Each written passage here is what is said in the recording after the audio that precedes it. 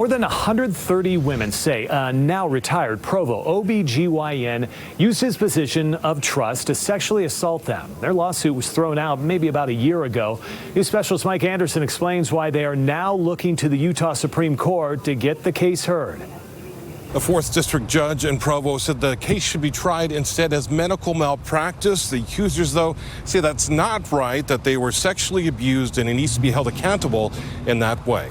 To have this case thrown out about a year ago, it felt like a massive slap in the face. Heather Prince says it's important that her story and that of more than 130 others is heard the right way. The specific allegations that we have against this man is not health care. It was sexual assault. And that's no technicality. She says it happened more than 20 years ago when she was pregnant with her first child, something that she kept to herself. But when other women hear her story now, it's shock, and it's like, oh my gosh, I've never heard of that happen. She says it was in part things that OBGYN David H. Broadbent said. And he had a very explicit conversation with me about relations with her husband and in how she looked. I'm still sitting there draped in a thin paper sheet, not covering most of me at all. He would say, well, your husband is a lucky man. But more than inappropriate words is what she says he did. He reached up and grabbed my naked legs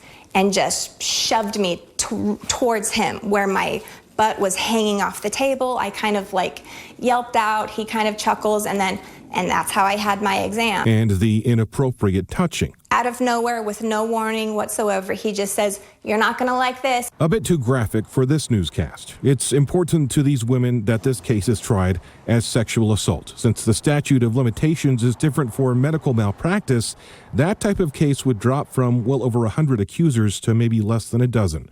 Prince says Broadbent needs to be held accountable for taking that position of trust way too far. It feels like a massive betrayal. The Utah Supreme Court will hear oral arguments for the case starting tomorrow at 9 a.m. They will simply deliberate over whether the case should be tried as presented as sexual assault in a lawsuit.